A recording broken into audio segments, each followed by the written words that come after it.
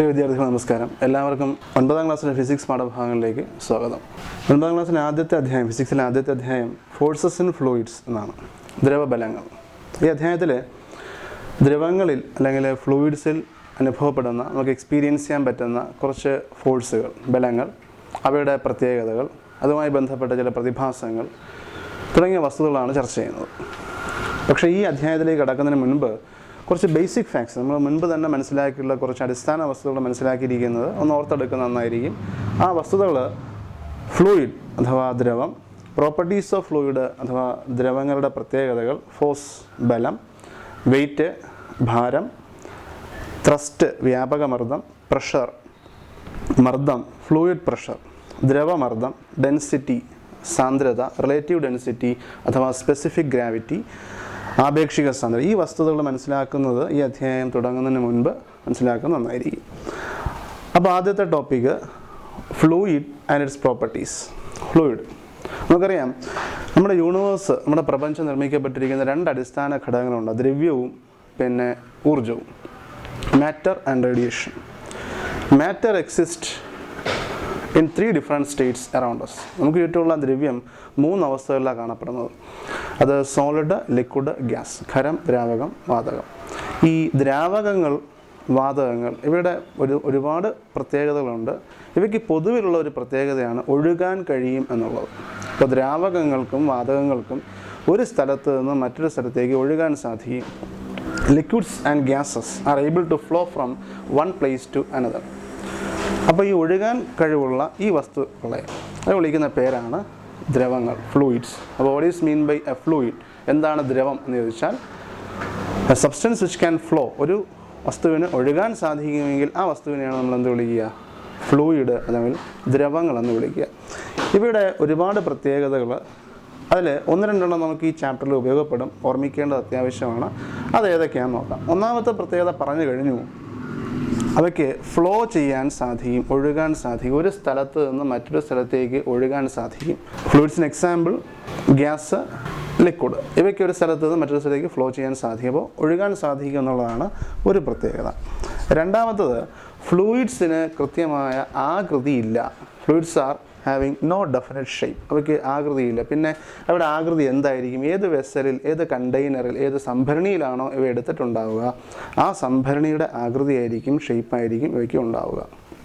അപ്പോൾ രണ്ടാമത്തെ പ്രോപ്പർട്ടി എന്ന് പറയുന്നത് ഡെഫിനിറ്റ് ഷേപ്പ് ഇല്ല എന്നുള്ളതാണ്. കൃത്യമായ ആകൃതി ഇല്ല. Fluids are not having definite shape.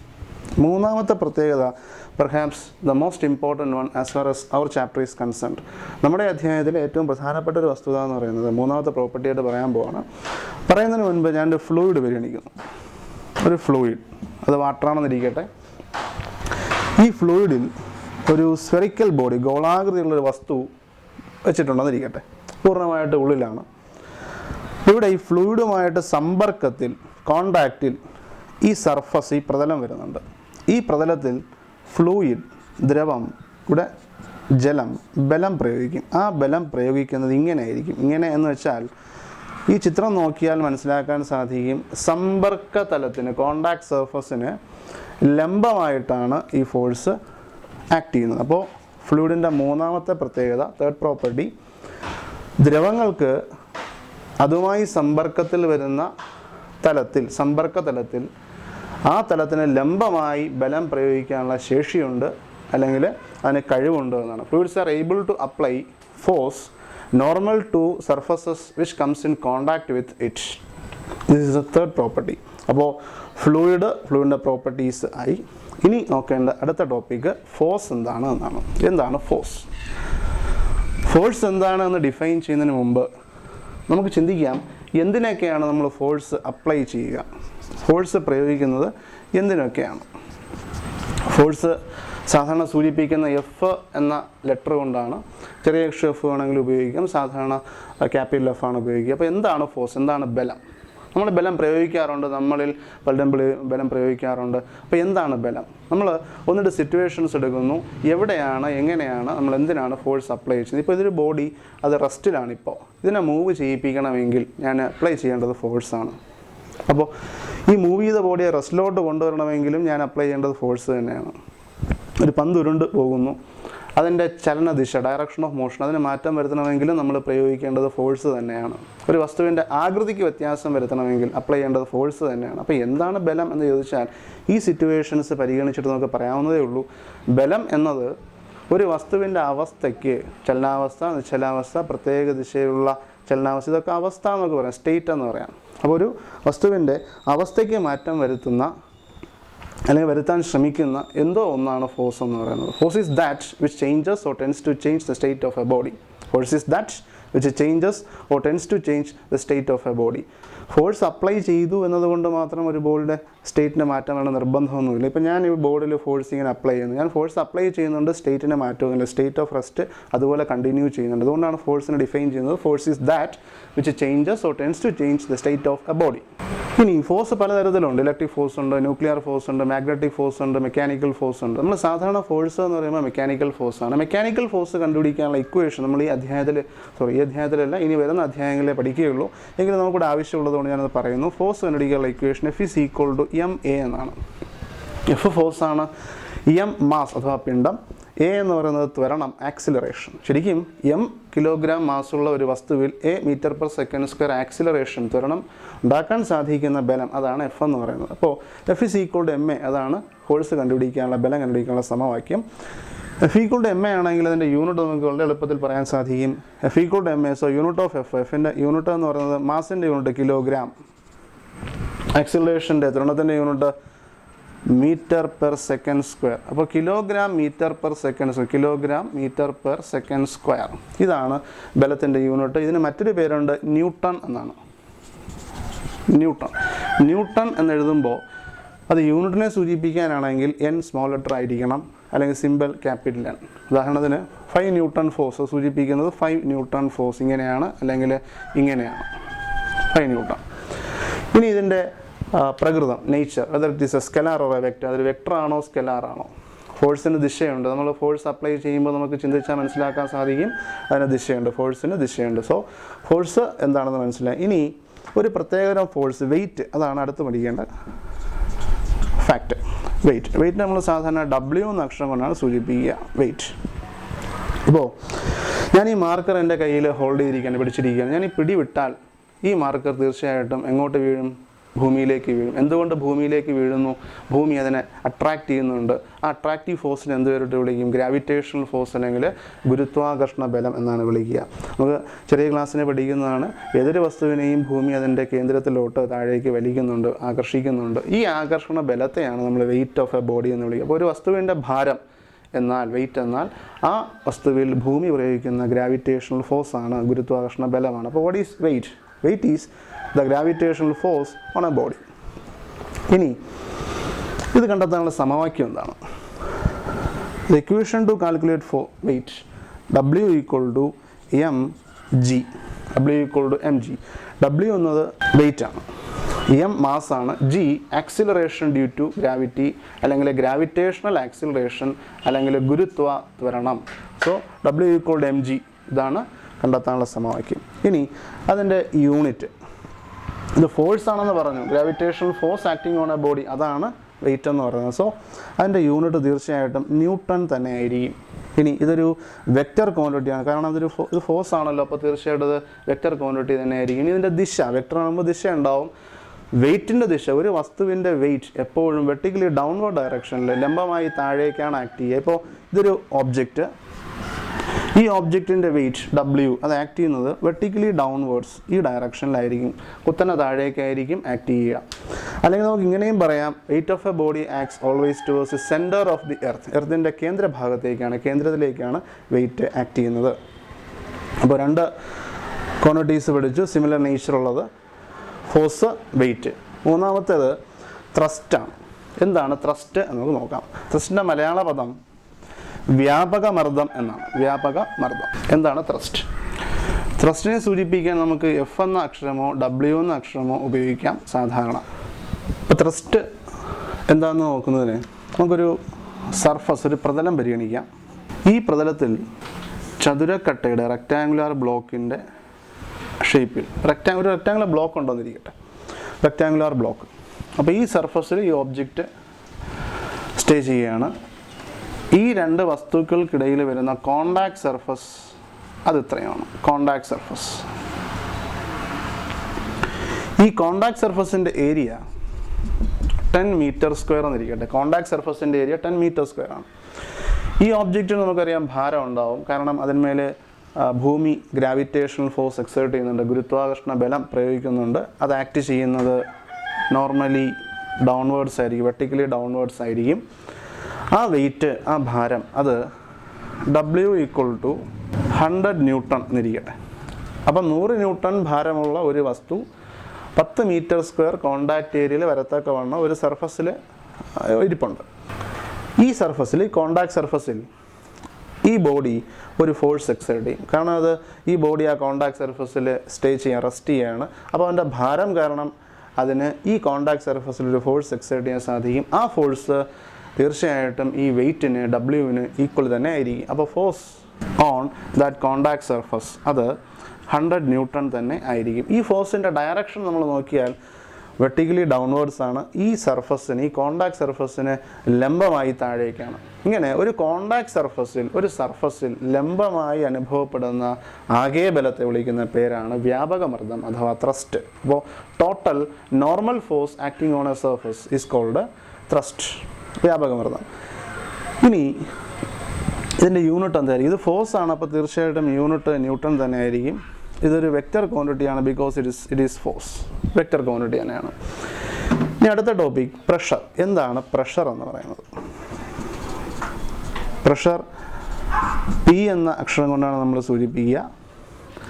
ഇവിടെ ഈ കോണ്ടാക്ട് സർഫസിൽ ആക്ട് ചെയ്യുന്ന ടോട്ടൽ നോർമൽ ഫോഴ്സ് അല്ലെങ്കിൽ ത്രസ്റ്റ്, ആ ത്രസ്റ്റ് 100 ന്യൂട്ടൺ ആണ്. എത്ര ഏരിയയാണ് കോണ്ടാക്ട് സർഫസിനുള്ളത്? 10 മീറ്റർ സ്ക്വയർ ആണ് അതിൻ്റെ കോണ്ടാക്ട് ഏരിയ. അപ്പോൾ നമ്മൾ ഈ ഫോഴ്സിനെ, ആ ടോട്ടൽ നോർമൽ ഫോഴ്സിനെ, ത്രസ്റ്റിനെ ഏരിയ കൊണ്ട് ഡിവൈഡ് ചെയ്താൽ നമുക്ക് കിട്ടും 100 newton divided by 10 metre square എന്ന്. അതായത് 10 ന്യൂട്ടൺ പെർ 1 മീറ്റർ സ്ക്വയർ. ഈ റേഷ്യോ നമ്മൾ അനലൈസ് ചെയ്യുമ്പോൾ, അപഗ്രഥിക്കുമ്പോൾ നമുക്ക് മനസ്സിലാക്കാൻ സാധിക്കും 10 മീറ്റർ സ്ക്വയർ ഏരിയയിൽ 100 ന്യൂട്ടൺ ആണ് ത്രസ്റ്റ് എങ്കിൽ, ടോട്ടൽ നോർമൽ ഫോഴ്സ് എങ്കിൽ 1 മീറ്റർ സ്ക്വയറിൽ യൂണിറ്റ് ഏരിയയിൽ അത് 10 ന്യൂട്ടൺ ആണ്. ഈ യൂണിറ്റ് ഏരിയയിലെ ത്രസ്റ്റിനെയാണ് നമ്മൾ പ്രഷർ അഥവാ മർദ്ദം എന്ന് വിളിക്കുക. അപ്പോൾ എന്താണ് മർദ്ദം അല്ലെങ്കിൽ എന്താണ് പ്രഷർ എന്ന് ചോദിച്ചു കഴിഞ്ഞാൽ ത്രസ്റ്റ് പെർ യൂണിറ്റ് ഏരിയ അല്ലെങ്കിൽ total normal force acting on unit area of a contact surface is called pressure. അപ്പോൾ ഒരു സമ്പർക്കതലത്തിൽ അനുഭവപ്പെടുന്ന മർദ്ദം, സമ്പർക്കതലത്തിൽ അനുഭവപ്പെടുന്ന വ്യാപകമർദ്ദം യൂണിറ്റ് ഏരിയയിൽ എത്രയാണോ അതാണ് മർദ്ദം എന്നറിയപ്പെടുന്നത്. ഇനി ഇതിൻ്റെ യൂണിറ്റിലേക്ക് നോക്കാം. അതിനു മുമ്പ് ഇതിൻ്റെ ഡിഫൈനിങ് ഇക്വേഷൻ അഥവാ കണ്ടെത്താനുള്ള സമവാക്യം, പ്രഷർ ഫോഴ്സിനെ അഥവാ വ്യാപകമർദ്ദത്തെ, ത്രസ്റ്റിനെ നമ്മൾ ഏരിയ ഓഫ് കോണ്ടാക്റ്റ് കൊണ്ട് ഡിവൈഡ് ചെയ്തപ്പോഴാണ്. അപ്പോൾ P = F/A ആണ് പ്രഷർ കണ്ടെത്താനുള്ള ഇക്വേഷൻ. P പ്രഷറാണ്, F ത്രസ്റ്റാണ്, total normal force on this contact surface. A എന്ന് പറയുന്നത് കോണ്ടാക്ട് സർഫസിൻ്റെ ഏരിയ ആണ്. അപ്പോൾ ഇതിൻ്റെ യൂണിറ്റ് പറയുമ്പോൾ P = F/A. അപ്പോൾ പിയുടെ യൂണിറ്റ്, പ്രഷറിൻ്റെ യൂണിറ്റ് എന്ന് പറയുന്നത് ഫോഴ്സിൻ്റെ unit newton per metre square, ഏരിയയുടെ യൂണിറ്റ് മീറ്റർ സ്ക്വയർ. അപ്പോൾ ന്യൂട്ടൺ പെർ മീറ്റർ സ്ക്വയർ എന്ന് ഇങ്ങനെയും എഴുതാം. ഇതിൻ്റെ മറ്റൊരു പേര്, ന്യൂട്ടൺ പെർ മീറ്റർ സ്ക്വയർ എന്ന യൂണിറ്റിൻ്റെ മറ്റൊരു പേര് പാസ്കൽ എന്നാണ്. പാസ്കൽ, PA ആണ് അതിൻ്റെ സിമ്പിൾ, പ്രതീകം എന്ന് പറയുന്നത്. ഇനി ഇതൊരു സ്കെലാർ ക്വാണ്ടിറ്റി. നമ്മൾ മുമ്പ് കണ്ട ഫോഴ്സ്, വെയിറ്റ്, ത്രസ്റ്റ്, ഇത് മൂന്നും വെക്റ്റേഴ്സാണ്, സദിശ അളവുകളാണ്, ദിശയുള്ള ക്വാണ്ടിറ്റീസാണ്. പക്ഷേ പ്രഷർ എന്നത് ഫോഴ്സ് ബൈ ഏരിയ ആണെങ്കിൽ തന്നെ അതിനെ നമ്മൾ സ്കെലാറായിട്ട്, അദിശ അളവായിട്ടാണ് പരിഗണിക്കുന്നത്. കാരണം വെക്റ്റേഴ്സ് ഒബേ ചെയ്യേണ്ട, സദിശങ്ങൾ ഒബേ ചെയ്യേണ്ടുന്ന, പാലിക്കേണ്ടുന്ന പല നിയമങ്ങളും എന്നല്ല ഒരു നിയമങ്ങളും ഈ പ്രഷർ പാലിക്കുന്നില്ല എന്നുള്ളതാണ്. ഇത് നോക്കേണ്ടത് ഫ്ലൂയിഡ് പ്രഷർ. എന്താണ് ഫ്ലൂയിഡ് പ്രഷർ? പ്രഷർ നമ്മൾ കണ്ടു, ത്രസ്റ്റ് പെർ യൂണിറ്റ് ഏരിയ. അത് ഒരു ഫ്ലൂയിഡ് കാരണമാണ് അനുഭവപ്പെടുന്നതെങ്കിൽ, സൃഷ്ടിക്കപ്പെടുന്നതെങ്കിൽ അതിനെ നമ്മൾ വിളിക്കുന്ന പേരാണ് fluid pressure. Fluid pressure is nothing but pressure exerted by a fluid. Fluid pressure, ദ്രവമർദ്ദം, ഫ്ലൂയിഡ് പ്രഷർ. അപ്പോൾ ഫ്ലൂയിഡ് പ്രഷർ അഥവാ ദ്രവമർദ്ദം എന്നാൽ എന്താ? The pressure exerted by a fluid. എങ്ങനെയാണ് ഫ്ലൂയിഡ്സിനെ പ്രഷർ എക്സേർട്ട് ചെയ്യാൻ കഴിയുക? നമ്മൾ ഫ്ലൂയിഡ്സിൻ്റെ പ്രോപ്പർട്ടീസ് പറഞ്ഞപ്പോൾ ഇങ്ങനെ പറഞ്ഞിരുന്നു, ഒരു ദ്രവം, ഒരു fluid, let it be water, ജലമെന്നിരിക്കട്ടെ, അതിനുള്ളിലൊരു വസ്തുവുണ്ട് ഗോളാകൃതിയുള്ളത്. അതിൻ്റെ മുഴുവൻ സമ്പർക്ക തലത്തിലും ഈ ദ്രവം ബലം പ്രയോഗിക്കും, അതും ലംബമായിട്ട്. അപ്പോൾ ബലമുണ്ട്, അത് ലംബമായിട്ടാണ്, അപ്പോൾ വ്യാപക മർദ്ദമുണ്ട്. അങ്ങനെയാണെങ്കിൽ വ്യാപക മർദ്ദത്തെ അല്ലെങ്കിൽ ത്രസ്റ്റിനെ നമ്മൾ ഏരിയ കൊണ്ട്, കോണ്ടാക്ട് സർഫസിൻ്റെ ഏരിയ കൊണ്ട് ഹരിക്കുമ്പോൾ മർദ്ദം കിട്ടും. അങ്ങനെയാണ് പ്രഷർ എക്സേർട്ട് ചെയ്യപ്പെടുന്ന ഫ്ലൂയിഡ് കാരണം. അപ്പോൾ fluids are able to exert force on a body which comes in contact with it. For this reason they are able to apply pressure. ഈ ഫ്ലൂയിഡ് പ്രഷർ കണ്ടെത്താനുള്ള സമവാക്യം, പ്രഷർ കണ്ടുപിടിക്കാനുള്ള സമവാക്യം തന്നെയാണ് fluid pressure is equal to thrust by area. ഇത് തന്നെയാണ് basic equation, അടിസ്ഥാന സമവാക്യം ഇത് തന്നെയാണ്. അപ്പോൾ യൂണിറ്റ് പാസ്കൽ തന്നെ ആയിരിക്കും, അല്ലെങ്കിൽ ന്യൂട്ടൺ പെർ മീറ്റർ സ്ക്വയർ തന്നെ ആയിരിക്കും. ഫ്ലൂയിഡ് പ്രഷർ എന്ന് പറയുന്നത് സദിശ അളവല്ല, അദിശ അളവാണ്, സ്കെലാർ ക്വാണ്ടിറ്റിയാണ്. ഇനി ഫ്ലൂയിഡ് പ്രഷറിൻ്റെ രണ്ട് തരമുണ്ട്, രണ്ട് വകഭേദങ്ങളുണ്ട്. Fluid pressure can be classified into two, liquid pressure and gaseous pressure. ഫ്ലൂയിഡ്സിന് എക്സാമ്പിളാണ് ലിക്വിഡും ഗ്യാസും. അപ്പോൾ ലിക്വിഡ് എക്സൈഡ് ചെയ്യുന്ന പ്രഷർ നമ്മൾ ലിക്വിഡ് പ്രഷർ എന്ന് വിളിക്കും, ഗ്യാസ് എക്സൈഡ് ചെയ്യുന്ന പ്രഷർ നമ്മൾ ഗേഷ്യസ് പ്രഷർ എന്ന് വിളിക്കും. ഇത് കണ്ടെത്താനായിട്ട് വേറെ ഇക്വേഷൻ ഉണ്ട്. ഇപ്പോൾ നമ്മൾ ഒരു ഫ്ലൂയിഡ് പരിഗണിക്കുന്നു ഓഫ് സിലിണ്ടറിക്കൽ ഷേപ്പ്, ഒരു ഫ്ലൂയിഡ്. ഇതിൻ്റെ ഹൈറ്റ് h എന്നിരിക്കട്ടെ. അപ്പോൾ h ഹൈറ്റുള്ള ഒരു ഫ്ലൂയിഡ് കോളം, ഒരു ദ്രവ കോളം, അത് ദ്രാവകമാകാം വാതകമാകാം, ഒരു ഫ്ലൂയിഡ് കോളം നമ്മൾ പരിഗണിക്കുകയാണ്. അതിൻ്റെ ഹൈറ്റ് h ആണ്. ഇതിൻ്റെ ഡെൻസിറ്റി നമ്മൾ പഠിക്കുന്നുണ്ട്, ഡെൻസിറ്റി d എന്നിരിക്കട്ടെ.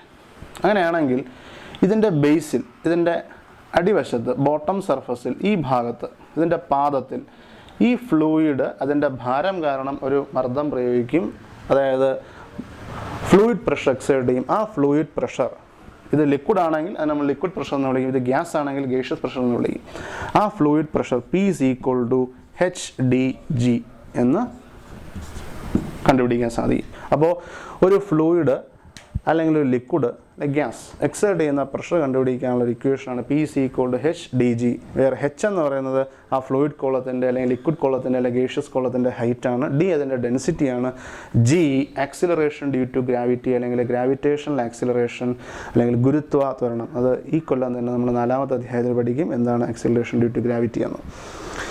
ഈ സമവാക്യം വേറൊരു കാര്യം മനസ്സിലാക്കാൻ സാധിക്കും. ഈ ദ്രാവക മർദ്ദം അല്ലെങ്കിൽ വാതക മർദ്ദം അല്ലെങ്കിൽ fluid pressure is directly proportional to h height. ഈ ലിക്വിഡ് കോളത്തിൻ്റെ ഹൈറ്റിനെ അത് ആശ്രയിച്ചിരിക്കുന്നു. ഹൈറ്റ് കൂടുമ്പോൾ പ്രഷർ കൂടും. ഡെൻസിറ്റിക്ക് ഡയറക്ട്ലി പ്രപ്പോർഷൻ, നേരനുപാതത്തിലാണ്. ഇപ്പോൾ ഡെൻസിറ്റി കൂടുമ്പോൾ തീർച്ചയായിട്ടും പ്രഷർ കൂടും. P directly proportional to G. Acceleration due to gravity, ഗുരുത്വാകർഷണ ത്വരണം കൂടുമ്പോൾ P കൂടും.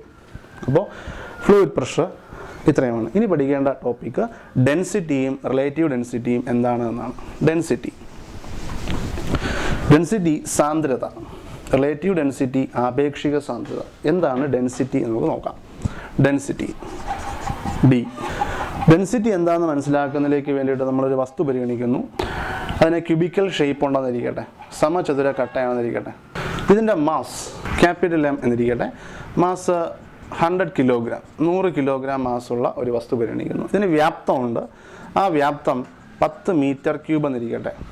മാസ് എന്നാൽ amount of matter contained in A body. ഒരു വസ്തുവിൽ അടങ്ങിയിരിക്കുന്ന ദ്രവ്യത്തിൻ്റെ അളവിനെയാണ് നമ്മളതിൻ്റെ മാസ് എന്ന് വിളിക്കുക, പിണ്ഡം എന്ന് വിളിക്കുക. വോള്യം, വ്യാപ്തം, അത് the space occupied by an object. ഒരു ഒബ്ജക്റ്റ് അതിന് നിലനിൽക്കാൻ, സ്ഥിതി ചെയ്യാൻ കൈക്കലാക്കുന്ന സ്ഥലം, അതിനെയാണ് നമ്മളതിൻ്റെ വ്യാപ്തം എന്ന് വിളിക്കുക. അപ്പോൾ ഇവിടെ നമ്മൾ നോക്കിയാൽ 10 മീറ്റർ ക്യൂബ് വ്യാപ്തത്തിൽ, സ്ഥലത്തിൽ 100 കിലോഗ്രാം മാസ് ഡിസ്ട്രിബ്യൂട്ട് ചെയ്താണ് ഈ ഒബ്ജക്റ്റ് നിർമ്മിക്കപ്പെട്ടിരിക്കുന്നത്. നമ്മൾ ഈ മാസിനെ വ്യാപ്തം കൊണ്ട് ഹരിക്കുന്നു എന്നിരിക്കട്ടെ. നമുക്ക് എന്ത് ഇൻഫർമേഷൻ അതിൽ നിന്ന് കിട്ടും, എന്ത് ഡേറ്റ കിട്ടും നോക്കാം. 100 kg divided by 10 metre cube, അതായത് 10 കിലോഗ്രാം പെർ 1 മീറ്റർ ക്യൂബ്. അപ്പോൾ 10 മീറ്റർ ക്യൂബ് സ്പേസിൽ 100 കിലോഗ്രാം മാറ്റർ ഉണ്ടെങ്കിൽ, ദ്രവ്യം ഉണ്ടെങ്കിൽ, യൂണിറ്റ് വ്യാപ്തത്തിൽ 1 മീറ്റർ ക്യൂബിൽ അത് 10 കിലോഗ്രാം ആണ്. അപ്പോൾ മാസിനെ വ്യാപ്തം കൊണ്ട് ഹരിക്കുമ്പോൾ നമുക്ക് കിട്ടുന്ന ഇൻഫർമേഷൻ, ഒരു ബോഡിയുടെ മാസിനെ അതിൻ്റെ വ്യാപ്തം കൊണ്ട് ഹരിക്കുമ്പോൾ നമുക്ക് കിട്ടുന്ന ഇൻഫർമേഷൻ എന്ന് പറയുന്നത് ഒരു ബോഡിയിൽ യൂണിറ്റ് വ്യാപ്തത്തിൽ എത്ര മാസ് ഉണ്ട്, എത്ര ദ്രവ്യമുണ്ട് എന്നാണ്. അപ്പോൾ മാസ് പെർ യൂണിറ്റ് വോളിയം, അതാണ് ഈ റേഷ്യോ നമ്മോട് പറയുന്നത്. ഈ റേഷ്യോ വിളിക്കുന്ന പേരാണ് ഡെൻസിറ്റി. അപ്പോൾ ഡെൻസിറ്റി എന്ത് എന്ന് ചോദിച്ചാൽ mass per unit volume. Unit വ്യാപ്തത്തിൽ എത്ര മാസ്സാണ് ഡിസ്ട്രിബ്യൂട്ട് ചെയ്തിരിക്കുക, എത്ര ദ്രവ്യമാണുള്ളത് എന്നാണ്. അപ്പോൾ ഡെൻസിറ്റി കണ്ടെത്താനുള്ള സമവാക്യം D is equal to M/V. D എന്നത് ഡെൻസിറ്റിയാണ്, സാന്ദ്രതയാണ്. M മാസ്, പിന്നെ V എന്ന് പറയുന്നത് വ്യാപ്തം. അപ്പോൾ D is equal to M/V. ഇത് അല്ല, D ഡെൻസിറ്റിയാണ്, M മാസ്സാണ്, വി വോളിയം. ഇതാണ് ഇക്വേഷൻ ടു കാൽക്കുലേറ്റ് ഡെൻസിറ്റി, സാന്ദ്രത കണ്ടുപിടിക്കാനുള്ള സമവാക്യം. ഇതിൻ്റെ യൂണിറ്റ് നോക്കുകയാണെങ്കിൽ D equal to M by V. അപ്പോൾ unit of D, unit of density എന്ന് പറഞ്ഞാൽ unit of mass, that is kilogram per വോളിയത്തിൻ്റെ unit metre cube. S I യൂണിറ്റ്സിൽ വോളിയത്തിൻ്റെ യൂണിറ്റ് മീറ്റർ ക്യൂബാണ്. അപ്പോൾ kilogram per metre cube, kilogram per metre ക്യൂബാണ് ഡെൻസിറ്റിയുടെ യൂണിറ്റ് എന്ന് പറയുന്നത്. ഇനി ഇതൊരു scalar ക്വാണ്ടിറ്റിയാണ്. Scalar quantity because mass by volume is density. Both mass and volume are, ഈ മാസും വോളിയം രണ്ടും സ്കെലാറാണ്. അപ്പോൾ ഡെൻസിറ്റിയും എന്ത് തന്നെ ആയിരിക്കും? സ്കെലാർ തന്നെ ആയിരിക്കും. ഇനി പഠിക്കേണ്ടത് റിലേറ്റീവ് ഡെൻസിറ്റി അല്ലെങ്കിൽ സ്പെസിഫിക് ഗ്രാവിറ്റി എന്നാൽ എന്ത്, ആപേക്ഷിക സാന്ദ്രത എന്നാൽ എന്ത് എന്നാണ്. റിലേറ്റീവ് ഡെൻസിറ്റി അഥവാ സ്പെസിഫിക് ഗ്രാവിറ്റി എന്താണ്? ആപേക്ഷിക സാന്ദ്രത. ഡി ആർ എന്ന സിമ്പലാണ് ഞാൻ റിലേറ്റീവ് ഡെൻസിറ്റിയെ സൂചിപ്പിക്കാനായിട്ട് ഉപയോഗിക്കുന്നത്. അപ്പോൾ എന്താണ് റിലേറ്റീവ് ഡെൻസിറ്റി അല്ലെങ്കിൽ ആപേക്ഷിക സാന്ദ്രത എന്ന് മനസ്സിലാക്കുന്നതിലേക്ക് വേണ്ടിയിട്ട് ഞാൻ ഒന്ന് രണ്ട് ഡേറ്റ പറയുകയാണ്. Density of water at 4 degree Celsius, 4 degree സെൽഷ്യസിലെ ജലത്തിൻ്റെ സാന്ദ്രത. ഡെൻസിറ്റി ഓഫ് വാട്ടർ എന്ന് മനസ്സിലാക്കുക. ഡെൻസിറ്റി ഓഫ് വാട്ടർ അത് 1000 കിലോഗ്രാം പെർ മീറ്റർ ക്യൂബാണ്. Mercury its density D M എന്ന് ഞാൻ സൂചിപ്പിക്കുകയാണ്. ഡി എം അത് 13600 കിലോഗ്രാം പെർ മീറ്റർ ക്യൂബാണ്. ഞാൻ ഡെൻസിറ്റി ഓഫ് മെർക്കുറിയെ density of water at 4 degree Celsius കൊണ്ട് ഡിവൈഡ് ചെയ്യുന്നു.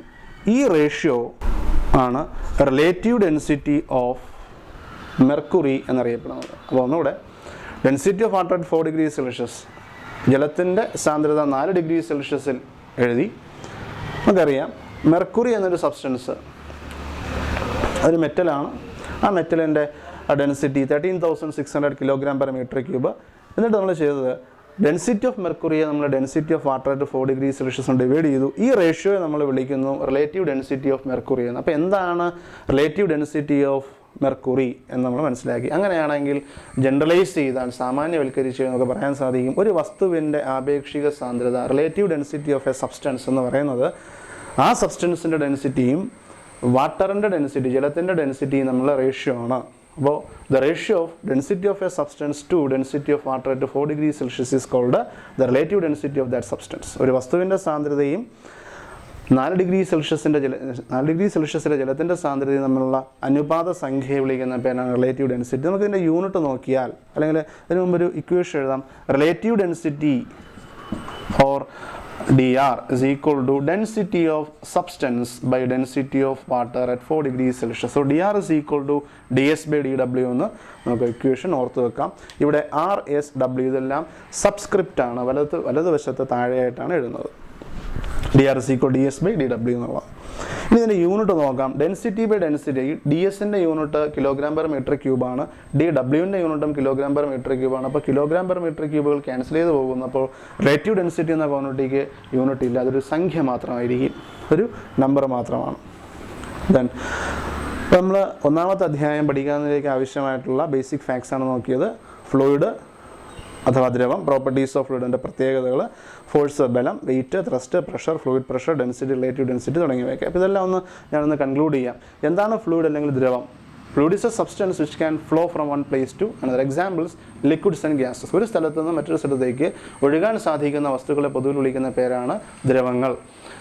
ദ്രാവകങ്ങളും വാതകങ്ങളുമാണ് ഇതിന് ഉദാഹരണം എന്ന് പറയുന്നത്. ഫ്ലൂയിഡിൻ്റെ പ്രോപ്പർട്ടീസ്, ഒഴുകാൻ സാധിക്കും ഒന്നാമത്തെ പ്രോപ്പർട്ടി. രണ്ടാമത്തെ പ്രോപ്പർട്ടി എന്ന് പറയുന്നത് കൃത്യമായ ആകൃതി ഇല്ല എന്നുള്ളതാണ്. മൂന്നാമത്തെ പ്രോപ്പർട്ടി ഫ്ലൂയിഡ്സിന്, ദ്രവങ്ങൾക്ക് അതുമായിട്ട് സമ്പർക്കത്തിൽ വരുന്ന വസ്തുക്കളിന്മേൽ, അവയുടെ പ്രതലത്തിന്മേൽ ലംബമായി ബലം പ്രയോഗിക്കാൻ സാധിക്കും എന്നുള്ളതാണ്. Fluids are able to exert normal force on surfaces which comes in contact with it. Force is anything which can change or tends to change the state of a body. Force കണ്ടുപിടിക്കാനുള്ള basic equation F is equal to ma എന്നാണ്. അതിൻ്റെ യൂണിറ്റ് newton, അതൊരു vector ക്വാണ്ടിറ്റിയാണ്. Thrust, gravitational force acting on a body, ഒരു വസ്തുവിന് അനുഭവപ്പെടുന്ന ഗുരുത്വാകർഷണ ബലത്തെയാണ് നമ്മൾ വെയിറ്റ് എന്ന് വിളിക്കുന്നത്. കണ്ടുപിടിക്കാനുള്ള equation W equal to mg എന്നാണ്. പിന്നെ അതിൽ m മാസാണ്, g ആക്സിലറേഷൻ ഡ്യൂ ടു ഗ്രാവിറ്റിയാണ്, W വെയിറ്റ് ആണ്. അതൊരു വെക്റ്റർ ക്വാണ്ടിറ്റിയാണ്. എൻ്റെ യൂണിറ്റ് ഫോഴ്സ് ആയതുകൊണ്ട് എൻ്റെ യൂണിറ്റ് ന്യൂട്ടൺ എന്ന് തന്നെയാണ്. വെയിറ്റിൻ്റെ ഡയറക്ഷൻ ഒരു ഇമ്പോർട്ടൻറ്റ് കൺസെപ്റ്റാണ്. വെയിറ്റിൻ്റെ ഡയറക്ഷൻ എപ്പോഴും വെർട്ടിക്കലി ഡൗൺവേർഡ്സ് ആണ്, towards the centre of the earth എന്ന് വേണമെങ്കിൽ നമുക്ക് മനസ്സിലാക്കാം. ഇനി ത്രസ്റ്റ്, ഒരു കോൺടാക്ട് സർഫസിൽ ലംബമായി അനുഭവപ്പെടുന്ന ആകെ ബലത്തെ വിളിക്കുന്ന പേരാണ് ത്രസ്റ്റ് എന്ന് പറയുന്നത്, വ്യാപകമർദ്ദം. കണ്ടുപിടിക്കാനുള്ള ഇക്വേഷൻ ഏത് ബലമാണോ ആ ബലം കണ്ടുപിടിക്കാനുള്ള ഇക്വേഷൻ തന്നെയാണ് ത്രസ്റ്റിൻ്റെ ഇക്വേഷൻ എന്ന് പറയുന്നത്. ത്രസ്റ്റിൻ്റെ ഇക്വേഷൻ അങ്ങനെയാണ്. യൂണിറ്റ് ന്യൂട്ടൺ തന്നെ വെക്ടർ ക്വാണ്ടിറ്റിയാണ്, സദിശ അളവാണ്. പ്രഷർ, മർദ്ദം. ത്രസ്റ്റ് പെർ യൂണിറ്റ് ഏരിയയിൽ അനുഭവപ്പെടുന്ന ത്രസ്റ്റ്, അതിനെ വിളിക്കുന്ന പേരാണ് പ്രഷർ. കണ്ടുപിടിക്കാനുള്ള ഇക്വേഷൻ ഫോഴ്സ് ബൈ ഏരിയ എന്നാണ്. P = F/A. അതിൻ്റെ യൂണിറ്റ് പാസ്കൽ എന്നാണ്. അതൊരു സദിശ അളവ് അല്ല, അതൊരു മറ്റ് അളവുകളെ പോലെ ഫോഴ്സ് പോലെ, വെയിറ്റ് പോലെ, ത്രസ്റ്റ് പോലെ വെക്ടർ ക്വാണ്ടിറ്റി അല്ല. അതൊരു അദിശ അളവ് ആണ്, അതൊരു ദിശയുള്ള ക്വാണ്ടിറ്റി അല്ല. അതിന് നമ്മൾ തന്നെ വെക്ടറായിട്ട് പരിഗണിക്കുന്നില്ല എന്നുള്ളതാണ്. ഇനി ഫ്ലൂയിഡ് പ്രഷർ, ഫ്ലൂയിഡ് എക്സൈഡ് എന്ന പ്രഷറിനെ നമ്മൾ ഫ്ലൂയിഡ് പ്രഷർ എന്ന് വിളിക്കുക. അത് കണ്ടെത്താനുള്ള ഇക്വേഷൻ P = F/A എന്ന് തന്നെയാണ്. P പ്രഷറാണ്, F ത്രസ്റ്റ്, A എന്ന് പറയുന്നത് കോണ്ടാക്ട് സർഫസിൻ്റെ ഏരിയ. ഡെൻസിറ്റി എന്ന് പറയുന്നത് മാസ് പെർ യൂണിറ്റ് വോളിയം എത്ര മാസ് ഉണ്ട് എന്നുള്ളതാണ്. ശരിക്കും ഡെൻസിറ്റി എന്ന് പറഞ്ഞാൽ how matter is packed in A body എന്നാണ്. എങ്ങനെയാണ് ഒരു വസ്തുവിൽ ദ്രവ്യം ഉൾപ്പെടുത്തിയിട്ടുള്ളത്, അറേഞ്ച് ചെയ്തിട്ടുള്ളത്, അതിൻ്റെ ഒരു അളവിനെയാണ് ഡെൻസിറ്റി എന്ന് വിളിക്കുന്നത്. എത്ര ക്ലോസ് ആയിട്ടാണ് അല്ലെങ്കിൽ എത്ര ലൂസായിട്ടാണ് പാക്ക് ചെയ്തിരിക്കുന്നത്. ഡെൻസിറ്റി കണ്ടുപിടിക്കാനുള്ള formula mass by volume. Density D = M/V എന്ന് സൂചിപ്പിക്കും. M mass, V volume, D density. Unit kg/m³ ആണ്. ഡെൻസിറ്റി ഒരു സ്കലാർ ക്വാണ്ടിറ്റിയാണ്. റിലേറ്റീവ് ഡെൻസിറ്റി അല്ലെങ്കിൽ സ്പെസിഫിക് ഗ്രാവിറ്റി, ആപേക്ഷിക സാന്ദ്രത എന്താണ്? Relative density of a substance is the ratio of density of that substance to density of water at 4°C. ഒരു വസ്തുവിൻ്റെ ആപേക്ഷിക സാന്ദ്രത എന്ന് പറയുന്നത് ആ വസ്തുവിൻ്റെ സാന്ദ്രതയെ ജലത്തിൻ്റെ സാന്ദ്രത കൊണ്ട് ഹരിക്കണം, അപ്പോൾ കിട്ടുന്ന നമ്പറാണ്. ഇതിന് യൂണിറ്റ് ഇല്ല എന്നുള്ളത്. അപ്പോൾ ഇത്രയും ഫാക്ടേഴ്സാണ് നമുക്ക് ഒന്നാമത്തെ അധ്യായം പഠിക്കുന്നതിലേക്ക്, ഫോഴ്സസ് ഇൻ ഫ്ലൂയിഡ്, ദ്രവബലങ്ങൾ എന്ന അധ്യായം പഠിക്കുന്നതിലേക്ക് അത്യാവശ്യം വേണ്ട അടിസ്ഥാന അറിവ്. അപ്പോൾ അടുത്ത പാർട്ടിൽ നമുക്ക് ഫോഴ്സസ് ഇൻ ഫ്ലൂയിഡ്സ് എന്ന ചാപ്റ്ററിലെ പുതിയൊരു ടോപ്പിക്കായ ബോയൻ ഫോഴ്സ് തുടങ്ങാം. ബോയൻ ഫോഴ്സിൻ്റെ properties, how can it be calculated തുടങ്ങിയ കാര്യങ്ങളൊക്കെ. അപ്പോൾ ഇത്രയും ഭാഗങ്ങൾ നന്നായിട്ട് മനസ്സിലാക്കുക. എന്തെങ്കിലും സംശയങ്ങളുണ്ടെങ്കിൽ കുറിച്ച് വെക്കുക. അത് നിങ്ങൾക്ക് രാത്രിയുള്ള ലൈവിൽ ഞാൻ വരുന്നതായിരിക്കും. അപ്പോൾ നമുക്ക് ആ സംശയങ്ങൾ ദൂരീകരിക്കാൻ സാധിക്കും. അപ്പോൾ അതുവരേക്കും നന്ദി, നമസ്കാരം.